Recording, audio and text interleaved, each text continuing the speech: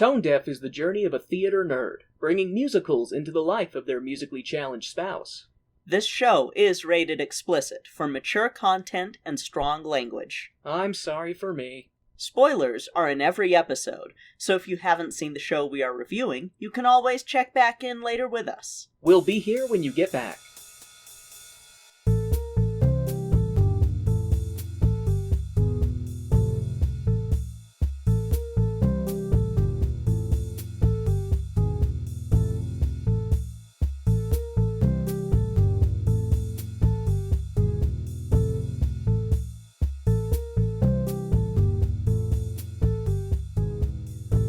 Welcome to Tone Deaf, a theater nerd's guide for their musically challenged spouse. I'm Kay, a musical theater nerd. And I'm Warren. I'm musically challenged. And we are back in your ear holes on a limited basis. You like us in your ear holes, don't you? Oh goodness, we are not even 15... Well, now we're 20 seconds in, so it's okay. Warren being horny. I didn't say any curse words, and No? I didn't say anything overtly gross or anything like that. It's a good thing we aren't cross-posting this to YouTube. Not that I would care. I don't know if that would get flagged. I just went,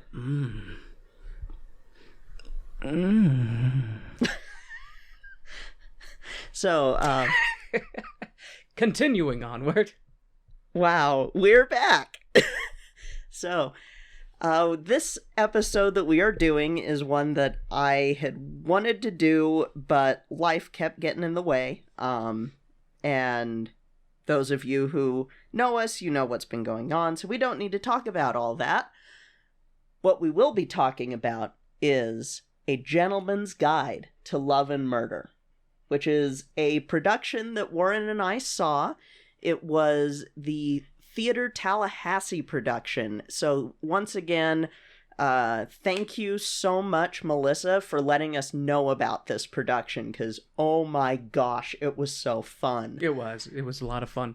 But, you know, I think we need to talk about how A Gentleman's Guide to Love and Murder is a ripoff, though, of the original one. Go ahead. No, keep going. Because, you know, the original one, which is A Scoundrel's Map to Lust and Slaughter. Oh my god. I was proud of that when I thought of it. That's pretty good. To pat myself on the back for that joke. Better than A Gentleman's Guide to Love and Unaliving. Yes. Unaliving. Because you can't say murder. God. Is that just YouTube? It's actually just TikTok, and I don't know if it's even really TikTok or if someone thought that that was the case, and now everyone's fucking doing it. Yeah, I can say that 2 minutes in. I'm gonna unalive the shit out of this stupidity. So, Warren, you're gonna see why what you said was funny in a little bit. So, A Gentleman's Guide to Love and Murder is an adaptation of the 1907 novel Israel Rank, the autobiography of a criminal, by, and I'm not kidding about the name, Roy Hornyman. Woo! Yes! My dude. I'm sure it's pronounced Horniman, but... Oh, I mean, when was it? 1907. Okay, so he's probably a prude too at that point. I don't know. Maybe not. Have to find out how many cornflakes he was eating. It's cornholes you should be asking about. Jesus. So, the novel was adapted into a film in 1949. The film being Kind Hearts and Coronets, which we need to watch because this is where the musical gets all of the members of the family that are the future victims are played by the same actor thing. In the case of the film, it is Alec Obi-Wan Guinness. His name is Obi-Wan? No, Alec Guinness, who was Obi-Wan. Oh, Alec Obi-Wan Guinness. I see. I'm understanding now. The train may have pulled into the station a little late. I may have gotten on the wrong car, but I found my seat. Oh my god, Warren. So, this will dovetail nicely into this next little bit of trivia, because the writers of the musical, Robert L. Friedman and Stephen Luttwak, had actually wanted to adapt Kind Hearts and Coronets, specifically. From Steve Luttwak in a Q&A with Purdue Convocations, I was in college. It was 1978 or 79, and I wasn't sleeping. So I turned on my black and white television, and 2 or 3 channels in, there was this movie, and I went, oh yeah, that's Kind Hearts and Coronets. That's one of my dad's favorite films. And I literally bolted upright in bed, smacked my forehead, and said, oh my god, it's a musical. Now, I know that sounds incredibly ridiculous and hyperbolic and over-the-top dramatic, but it's really what happened. And I happened upon a copy of the script, and I remember thinking, it lays out like a twisted version of Oklahoma. Oklahoma's already a little twisted, but go on. There are 2 women with a man in the middle, and one of them is married to somebody else, so it felt like it had the shape, even to my teenage mind, of a traditional musical, yet with this very particular weird dark tone laid on top of that. And I tried to get the rights to the film several times, and then finally did, and then we wrote Kind Hearts and Coronets, the musical. So they also realized that the novel of the movie was based on was in public domain. Oh, nice. So they went through their script, took out everything that was in the film, leaving their own adaptation and the stuff from the original novel, which was still enough to make a musical with. And in Friedman's words, we decided to take out everything from our show which was in the film, but not in the novel, which left plenty because we had already made up a lot of stuff. And we hired a terrific copyright lawyer who vetted everything and gave us advice, and we didn't take any chances. We made sure that there was nothing from the film, and that turned out to be a blessing in disguise.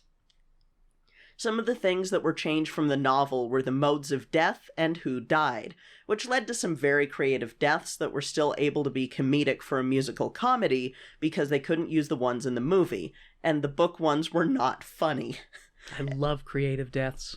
An early workshop of the musical was staged in 2004, and then more workshopping continued until 2009, which is where we'll pick up the interview again, because this is when the duo was hit with a lawsuit from the rights holders of the film. From Friedman, this process took 13 months, and the judge dismissed a lot of the points that they had in their lawsuit. It came down to one issue, which is, could we have one actor play all the people in one family who get murdered? That wasn't in the novel because it wasn't a theatrical performance, but it was in the film. Our attorney basically argued that since theater began, that kind of thing's been happening, and the judge dismissed the case outright in March of 2011. Woo! And from Luttwak, the judge said in his decision, ultimately the movie and the musical are 2 completely different iterations of the same underlying material. The movie plants its tongue firmly in its cheek, and the musical sticks its tongue out. Did you say that... Sorry, I'm completely glossing over what you just said because you said the name of the person. Was it Luttwak?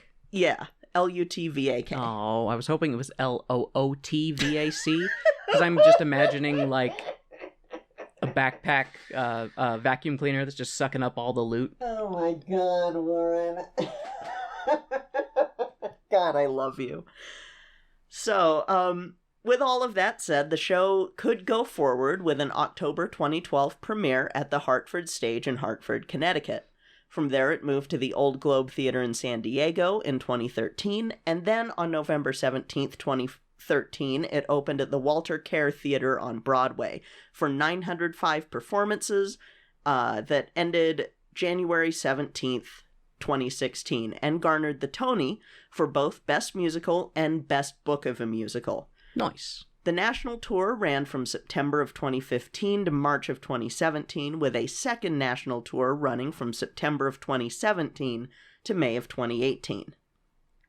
Like I said, the version that we saw was the Theater Tallahassee production, which ran from October 28th to November 14th, 2021, and had online streaming from November 19th to the 21st. Which is how we watched it. Yes, which is how we watched it. We did not go to Florida. More streaming! Yes, please, more streaming. I don't like leaving the house. So, our director was Jesse Reeves, who is one of our patrons. Yes. And we had Robert Nelson was music director. Friend of the show, Melissa Findley, was stage manager. Darcy Brown was choreographer. Melissa also did scenic design. Our lighting designer was Shelby Chase. Sound designer, Zach Kramer. Costume designer was Linda Buleska. The Dicewith costume designer was Leah Reeves. Props designer was Robert Stewart. And fight choreographer was Charles Burden. And for our cast, we had Monty Navarro being played by Jesse Hinton, the Dicewith family being played by Robert Stewart, Sabella being played by Robin Smith Peters, Phoebe played by Jessica Johns, Miss Shingle played by Constance Kleinman, and Valerie Johns on alternating nights, so a double cast role. And then for the ensemble, we had Woman 1/tour guide was Laura Smith. Woman 2/Lady Eugenia Dicewith was Lauren Antista and Jessica Frazier, which they were also doubled. Woman 3 and Miss Evangeline Barley was Hannah Talbot. Man 1 and Tom Copley was Patrick Campbell. Man 2 and Inspector Pinkney was Joe Svisco. And Man 3 and the Magistrate was Jake Armstrong. So, since we have seen this already, we'll take a quick intermission, and then we will be back with what we thought about this production of A Gentleman's Guide to Love and Murder. Spoilers, I liked it. Let's go. Wahoo!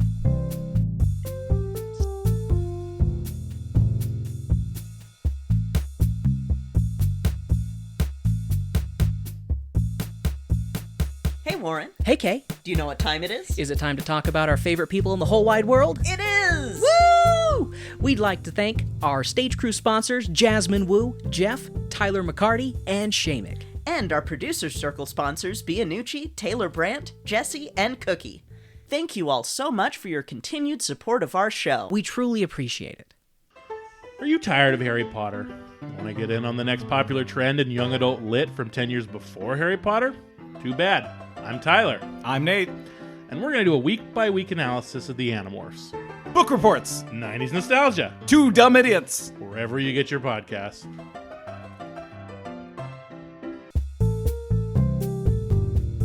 And now, the lights are going down and the music's starting back up, so let's head back to the second act of our show.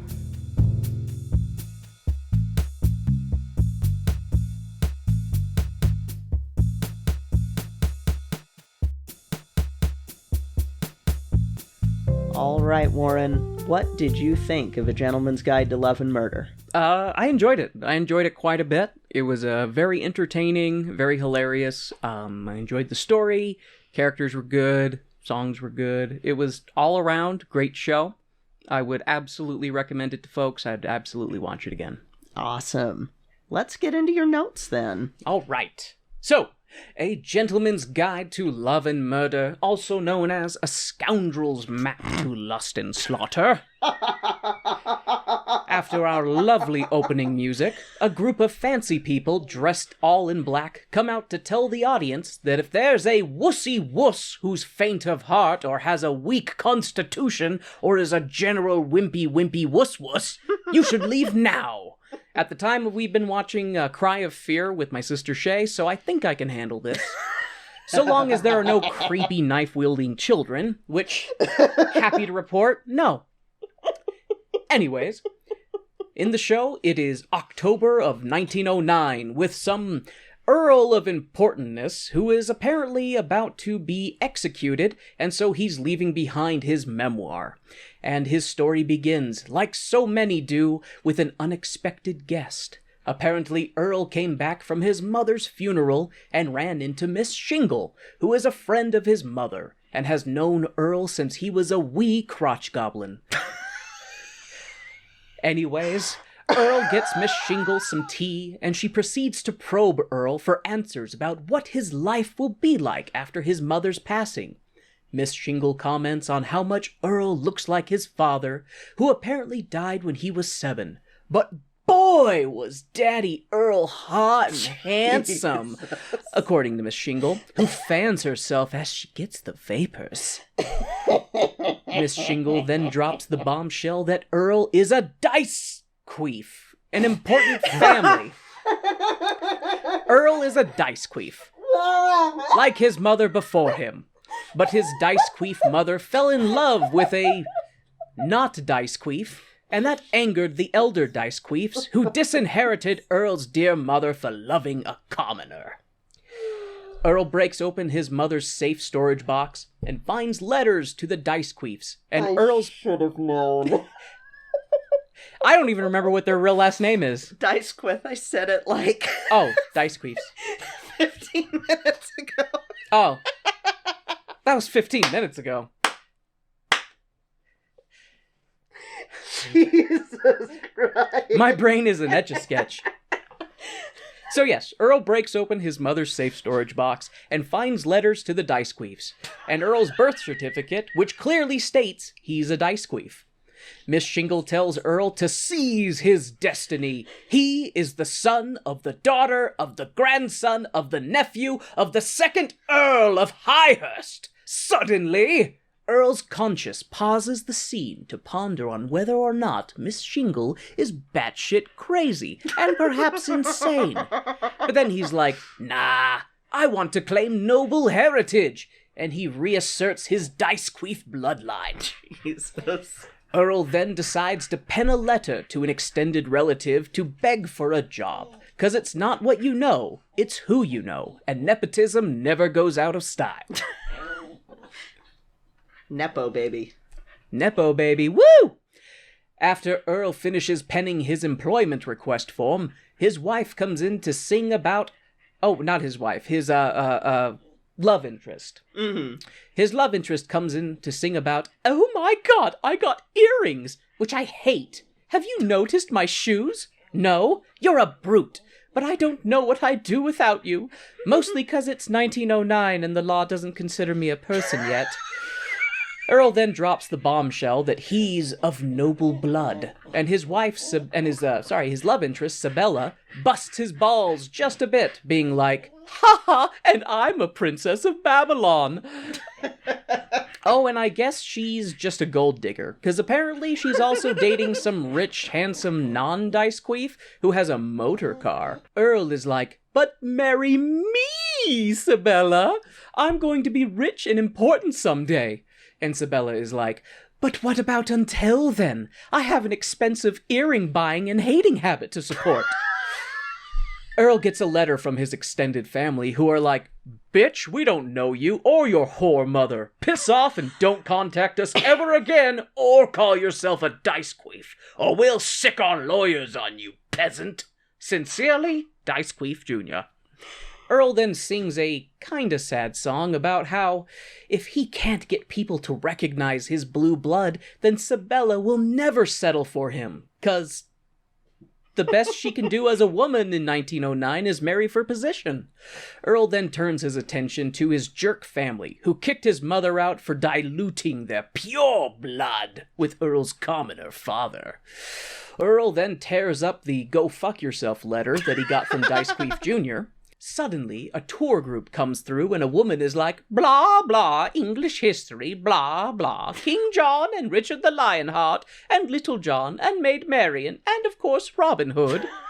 Anyways, some of the tour decides to sing to Earl about how lame he is and how all his dreams and hopes are worthless and that Sabella will never love him.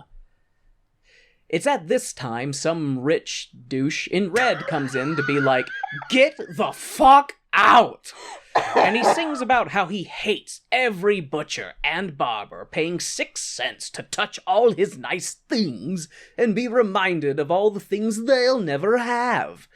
Rich Red Douche then sings about how he doesn't understand the poor, with all their being hungry and unable to have things. Seems so boring. Why don't they try not being poor? Anyways, I hate this guy and I wish we had a guillotine.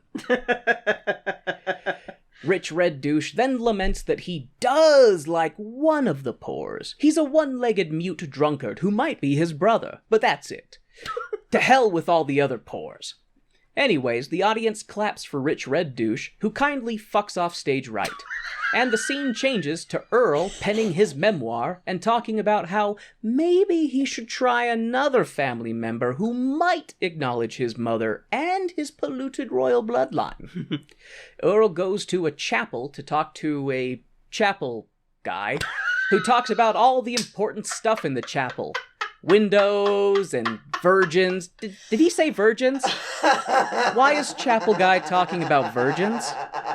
Anyways, he wants to show Earl the tower of the chapel, and Earl asks if Chapel Dude could be a chapel bro and put in a good word with his extended family. And Chapel Dude is like, bruh, no. I stay out of rich people's businesses. Business, not businesses. I stay out of rich people business. And the duo continue mime-walking up the towers of the chapel. They get to the top, and the Chapel Dude is like, since your grandfather disinherited your whore mother, I can't do anything, so nope. You'll be a red-blooded commoner forever. And then Chapel Dude loses his balance up on top of the chapel, and Earl, instead of saving the teetering man, he has a song about, what can I take from the dice queefs? These rich assholes who turned their backs on my mother for loving a commoner. I know, I'll kill them all! And Earl blows Chapel Dude. I mean, he blows on Chapel Dude, giving him just enough to fall off the tower, leaving his mark on the world in the form of a juicy splat.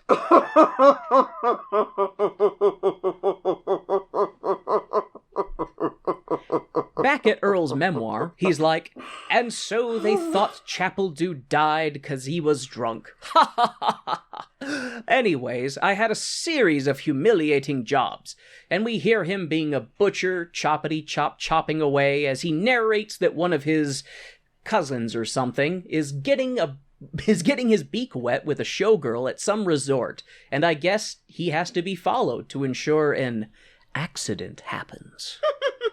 Earl interrupts the incognito couple to be like, hey, aren't you a showgirl? And Cousin Dicequeef is like, how dare you claim to know us, you peasant? Piss off before I flog you. And Showgirl is like, oh, look at these people skating on the frozen lake. That looks like fun. Let's do it. Please, please, please. And Cousin Dicequeef is all, but I want to bang instead. And Showgirl does her, please, please, please. I want to skate. And Cousin Dicequeef relents and agrees to skate. Earl then has his mono song about being like, if I could poison this asshole instead of trying to find a way to make him fall through the ice into the frozen lake and die, I'll get a handsaw and give it the old college try. And success! Cousin Queef and his lady friend both Jesus, fall Warren. through the ice and have a horribly slow on-screen death, all while Earl sings about how murder is easier than he thought. Earl gets a letter from Dicequeef Jr. Sr., who is like, hey, sorry my dick's son was so dismissive. If you need a job, please come visit us. Family and all that. And we find out that the sucker under the ice was Dicequeef Jr., who was the dick in the letter. And then we get Dicequeef Sr., who offers Earl a job to be a successor since his son died under such mysterious circumstances. Dicequeef Sr. gives Earl a check to enhance his wardrobe. Earl then runs into Sibel, who is like, oh my god, I'm engaged to a rich sugar daddy. Aren't you excited that I landed a rich husband? Don't be sad that I'm not settling for you. Be happy I'm going to be living on Easy Street with my rich husband. Don't worry, you'll meet someone more your level. A teacher or a widow, someone desperate enough to settle for you in your poor peasantness. And one day I'll be like, I'm so sad I didn't marry Earl, 'cause oh boy, I'm so unhappy being a rich wife. Earl then is like, well, things are going well for me. Remember my blue blood? Well, it's happening. I got a new job with a heavy salary. And Sibel is like, oh, kiss me. I've forgotten all about my rich fiancé. And the two kiss. Earl then tries to talk Sibel to come away with him, but she's like, no, Unhand me, you lecherous brute! And she scampers off, continuing to sing about what her husband will be like. And she's, in her veil. I don't know if she's actually at her wedding now, or if it's just a theater thing. But anyways. Just a theater thing. There's a V formation on stage of people. There's a V formation of people on stage, and Earl is hanging out in the back like, this fickle bitch. And then everyone walks off stage. Back at the memoir voice, Earl laments about thinking he's lost to Belle forever, and woe is him. We then see Earl come to the defense of another dice queef who's being bullied by a man who's upset that he's losing his family's land to the bank, which the dice queefs bought, and Earl gets punched in the face on accident. The peasants are driven off back to their hovels upon the threat of charges being brought upon them. The two men introduce one another and have a drink and sing a gay song that's reminiscent of the song from My Fair Lady that's all, women, who need 'em? I'd rather be with a man. But this is a bit more touching in this one, and the lyrics are great, and they are full of double entendres, which I am all about. The two chums bottoms up their drinks and continue getting to know one another. Earl formally introduces himself as a cousin, one of less than pure blood, but the dice queef doesn't care. He's just happy to have a bromance. The two mount the stick horse and borrow the coconuts from Monty Python's Holy Grail and set off back to the estate and his honey house. 'Cause the man likes bees! Bees, Kay! And Cousin Beekeeper... Not the bees! Not the bees! And Cousin Beekeeper tells Earl about how bees can kill. So Earl does his research and finds that bees love honey. Honey. Lavender. The note says that bees love lavender, not honey. See, bees make honey. They can make honey from lavender, but yeah, that was a mistake on my part. And once Kay stops laughing, I'll continue. But yes, bees love lavender, and so he smothers that shit all over the bee hat thing with the face net, bee mask, whatever the fucking thing's called. Anyways, after setting the murder in motion, Earl meets Beekeeper Cousin's sister, who takes mercy on the fact that Earl is of mixed blood nobility, and she seems to be more reasonable as far as the blue bloods go, and she sings about how no one knows who she really is. She's the pearl in an oyster, and sings about how the world would be better if everyone could live inside out. And my brain just imagines the mess and politely disagrees. Warren. She continues singing and mentions that she likes the belladonna flower and living outside. Earl takes a seat next to his cousin's sister on a swinging bench, and she continues to sing about how what she wants in a man. She wants a noble man who doesn't care for noble stuff and likes her for her mind and not her blue blood. I think that's what she's singing about anyway. Mm-hmm. We see Beekeeper Cousin in the background, flailing around as bees follow him, murderously entranced by the scent of lavender. He dies in the back of the scene as Cousin Sister fawns over Earl. Anyways, after another successful murder, we go back to the memoir voice and Earl talking about how his cousin, who he has the hots for, isn't ahead of him in the line of succession. But who is? His mother's cousin, who takes up lots of causes and stuff. We see her in the center of her sycophants being like, I need a new cause. Give me some ideas, everyone. And the sycophants barrage her with ideas. Earl rushes in to be like, hey, we met at the consumption ball. I have a great idea for you. There are lots of orphans in Egypt. And the cause-encrusted cousin Queef is like, yes, an orphanage in Cairo. That's a great idea. And she sets off. Earl is content with himself, believing that he sent her to her death, as an uprising in Cairo against the empire was imminent. But she comes back all, nah, those beggars and thieves can fuck off.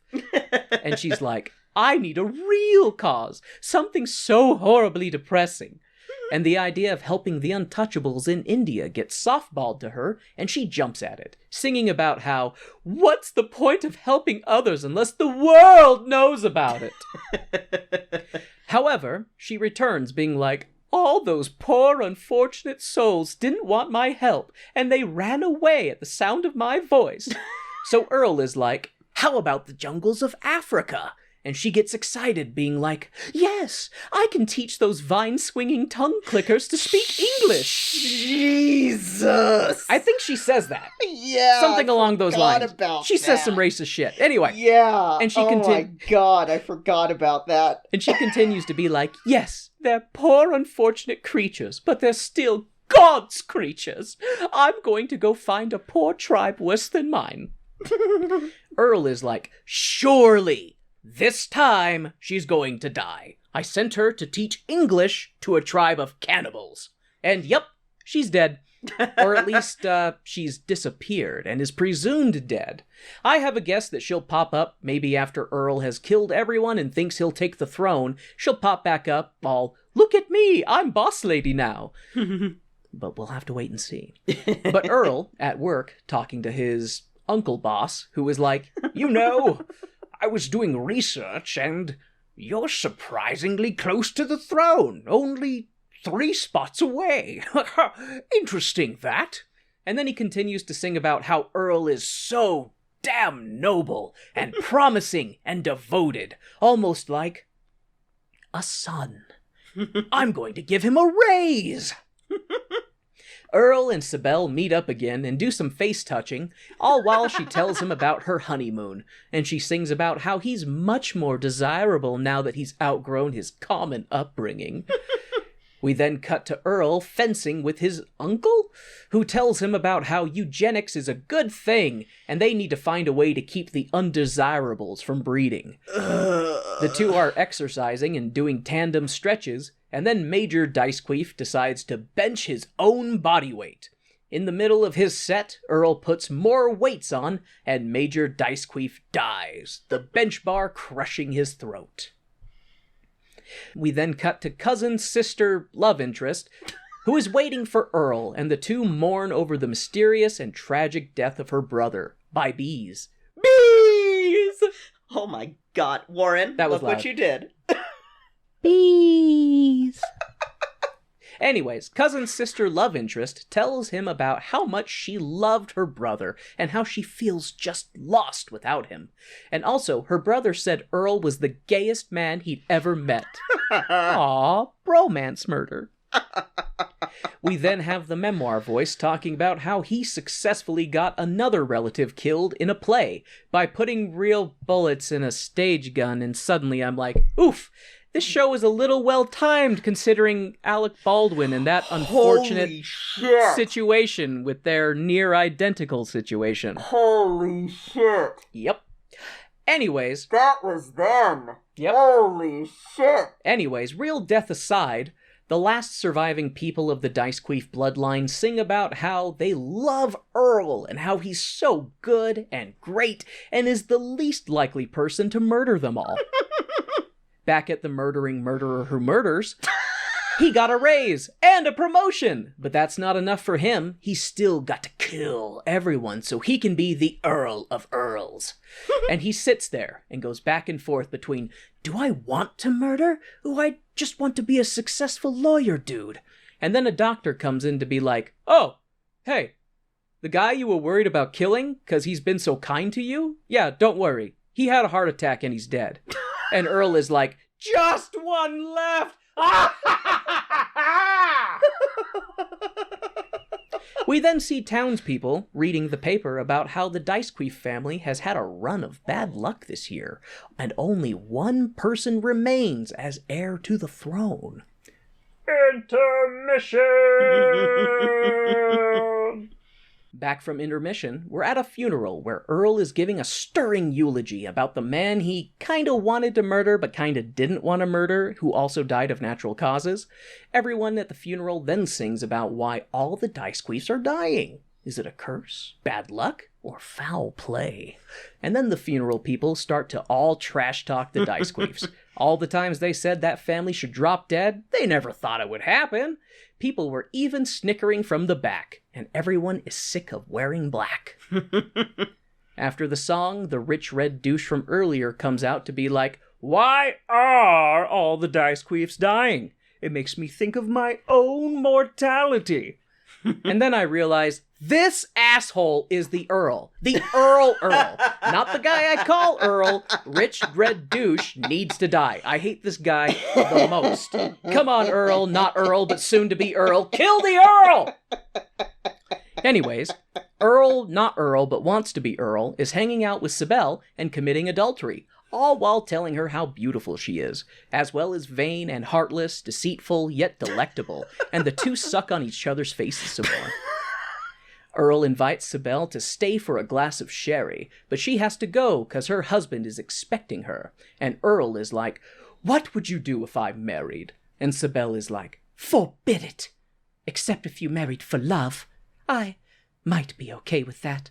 Oh, on a side note, can you do political favors for my husband? He has ambitions."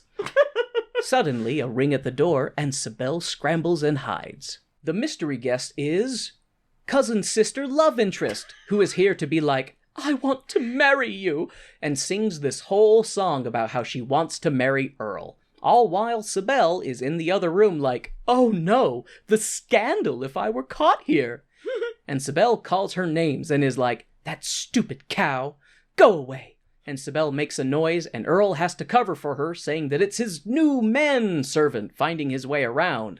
And then Earl is like, "I'm horny for Sibel, but I admire and respect cousin-sister love interest Phoebe. Jesus. But when I'm with her, I'm thinking about Sibel. But when I'm with Sibel, I realize what a hoe she is, and I respect Phoebe so much more." Problems, right? Cousin sister love interest is it might end up being the title of this episode. I don't know. Anyways, the song ends and cousin Phoebe leaves after a cousin kiss on Earl. And Earl goes back to macking on Sibel. But what massive, shocking revelation would be announced by the paperboys? Cause-haver cousin philanthropist Hyacinth has escaped from the cannibals and returned to London. But then fell and died, so I was half right. We then find ourselves with the Earl and his Earlness hating each other vehemently and bitching about who will be leeching off of them tonight. And Earl to be meets Earl as of late and is being a super gent while biding his time to kill. And suddenly Sibel shows up on behalf of her husband to position herself politically with the Earl, who comes in to give a shitty toast to everyone in the room and calls his disavowed dead cousin a whore and jokes about being murdered for the throne by his new cousin, by this new cousin of his. Reading's hard. Earl and Sibel sneak away to argue about how Earl is getting married and Sibel enjoys having him on a booty call leash and blah, blah, blah. They should have been married instead, blah, blah, blah. She loved him too much to marry him, blah, blah, blah. Anyways, at dinner, the Earl is a total prick to everyone and complains about the food and the company and the help when suddenly Miss Shingle shows up and Earl recognizes her and is like, "Miss Shingle," who is like, "Enjoy the cod," all menacingly before walking off, and implies that poison is in the food somewhere. And Earl is like, "Ah, death is everywhere." Earl of Earl asks his guests if they like the castle, and proceeds to share details about everything in the castle, and tells a story about hunting boar, and how a boar almost killed him. He then sings about looking down the barrel of a gun, all while swinging it around and pointing it at everyone, demonstrating a complete lack of muzzle control.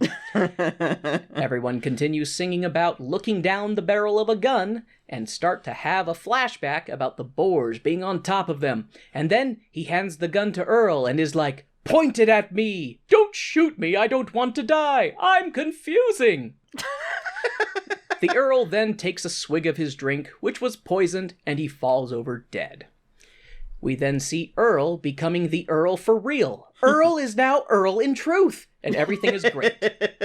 That is until Chief Inspector Pinkley comes in to arrest the newly minted Earl for murder. And Earl starts to inner monologue as he runs through everyone who has died and how he might have been caught. But it turns out he's being arrested for the murder of his predecessor, and he finds himself in a court pleading not guilty, and all the different servants, doctors, and police come in to give their testimonies. Earl then throws himself on the mercy of the court. He is, after all, not guilty of the crime he's being accused of. We then go back to the Earl as he is writing his memoirs, and the janitor comes in to be like, "Hey, I'm also a dice queef, and I just want you to know I liked your good not guilty speech." Earl's cousin wife comes in to console her husband, and they suck face. Earl tells his cousin wife not to worry, because he believes an unseen providence is watching over them. Cousin wife then asks, how exactly Earl knows Sibel? Are they acquainted? And Earl's non-answer is all the answer cousin wife Phoebe needs, and she storms out of the room, leaving Earl to be like, well, shit. Earl sits in his prison cell bench. You don't sit in a bench, you sit on a bench. Fucking Earl. Earl sits on his prison bench, and Sibel is singing to the inspector, saying that Earl is innocent of poisoning the Earl, and blames cousin wife. All while cousin wife is at the judge, blaming Sibel for the murder, and the two women continue sing-blaming one another to their respective law officials, but harmonize on how Earl is an innocent man. The judge and inspector meet up to be like, I've got evidence! Wait, you have evidence? But I have evidence! Wait, we have conflicting evidence? Well, damn! The judge and inspector meet with Earl and set him free, telling him the jury has been dismissed and he's free to go.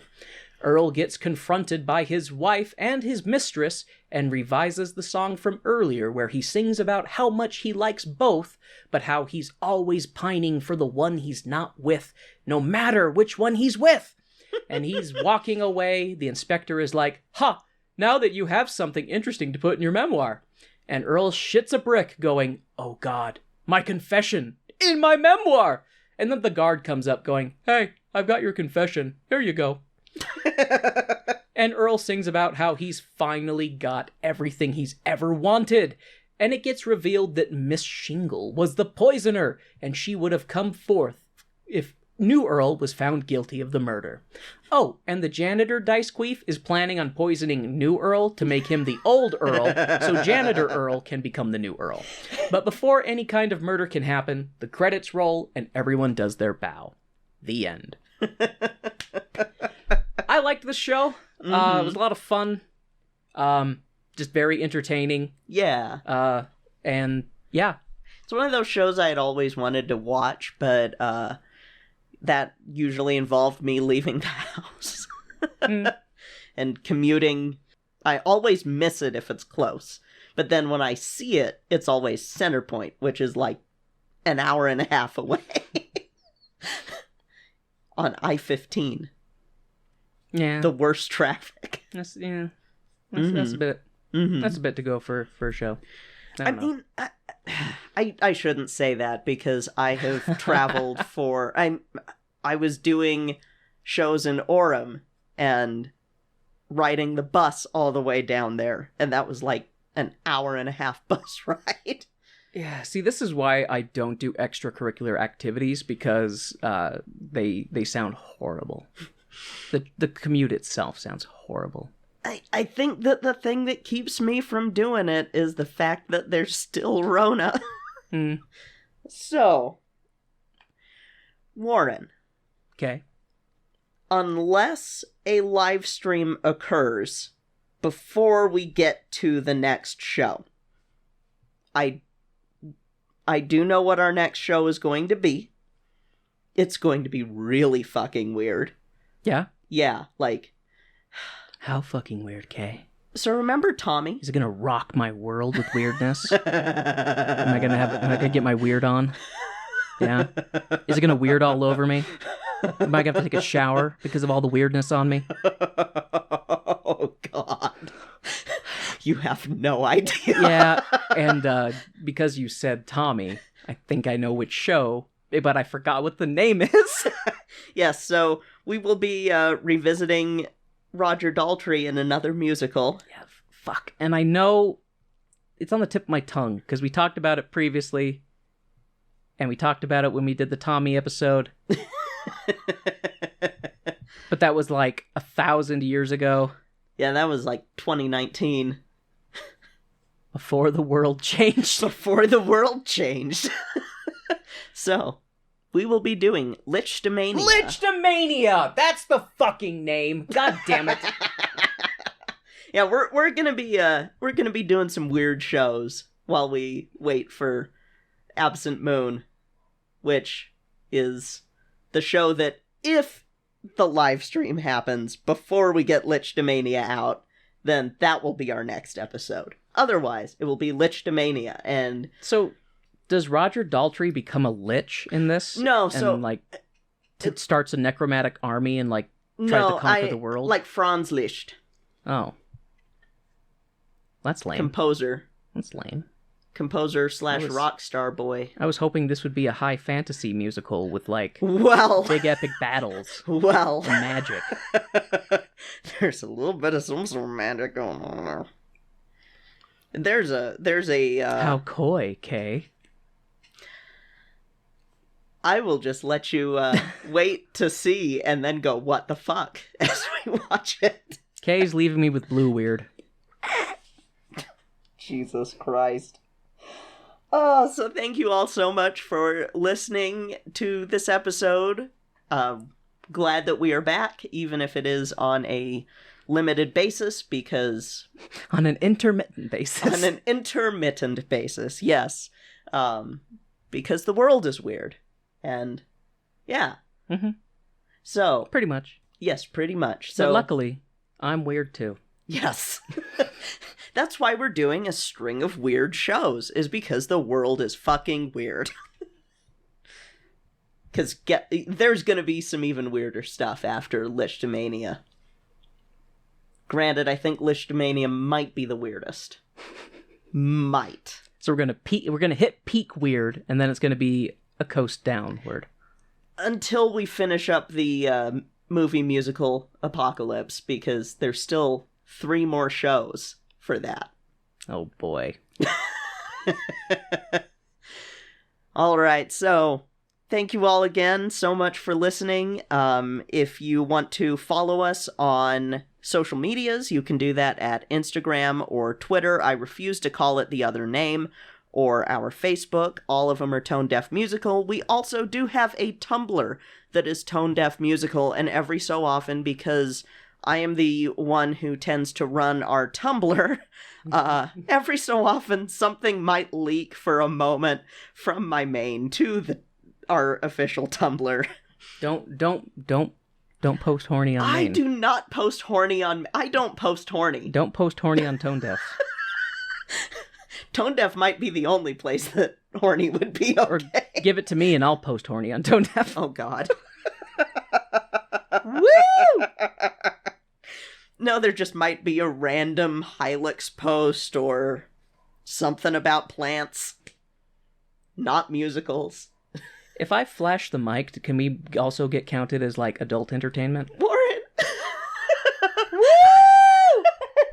Where's my beads? Wait, when is Mardi Gras? Isn't it February? What is time? Oh, God. If you liked this episode, or if you're going, what the fuck? Why? What? You can do so by leaving a 5-star review on Podchaser or Apple iTunes. Apple iTunes. I'm a little rusty. And, Mr. Apple himself reads all of the iTunes. Jesus. You can also follow our show on Good Pods, or wherever you get your podcasts.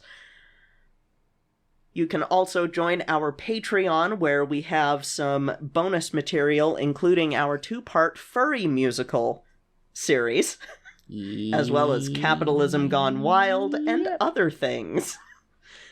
Anyway, that will be it for this week. I'm Kay. And I'm Warren. And this has been Tone Deaf. I'm gonna have to go out and get eggs. I need to go dice queef. What? It's just a fun word to say. Oh my god, I'm not making that the episode title.